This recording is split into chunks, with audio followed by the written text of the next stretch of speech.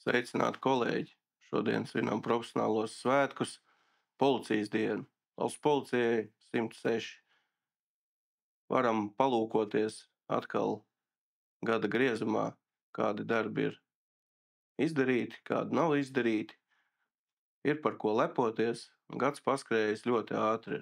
Izaicinājumi netrūkst, un arī uz priekšdienām noteikti būs jauni izaicinājumi, un tiem mums jābūt gataviem. Esmu ļoti lepns, ka esmu daļa no mūsu komandas, jo kas mums pats svarīgākais ir, panākt to, lai Latvijā cilvēki jūtās droši. Un pavasarī veicām SKDS aptauju par uzticēšanos valsts policijai, un ir sasniegts visu laiku augstākais novērtējums. 70% Latvijas iedzīvotāji uzticās valsts policijai. Nulle kā Nacionālā elektroniskā plašsaziņas līdzekļu padome ir veikusi arī apjomīgu pētījumu, kurā ietvert arī ir iedzīvotāju uzticēšanās, un esam kā valsts policija 2. godpilnajā vietā aiz Nacionālajiem bruņotajiem spēkiem. Latvijas iedzīvotāji, Latvijas sabiedrība mums uzticās. Tas ir ļoti labs sasniegums manā skatījumā, un uzticēšanos nopelnīt ir ļoti grūti, bet pazaudēt var ļoti ātri.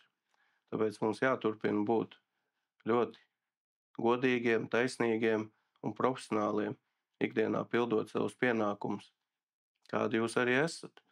Mēs esam ļoti labi uzlabojuši mūsu disciplīnu. Mums ir tiešām teicami sasniegumi gan sabiedriskās kārtības un drošības pasākumu nodrošināšanā. Esam šajā gadā pārstāvējuši valsti Francijā Olimpisko spēļu norises laikā. Esam atklājuši ļoti smagus un sevišķi smagus noziegumus. Esam pavirzījušies uz priekšu arī daudzos citos jautājumos, kas skar izmaiņas normatīvajos aktos. Nākamajā gadā mums ir jāievieš elektroniskā uzraudzība, jāsāk praksē piemērot, sekmīgi cīnoties ar vardarbību ģimenēs un kopumā.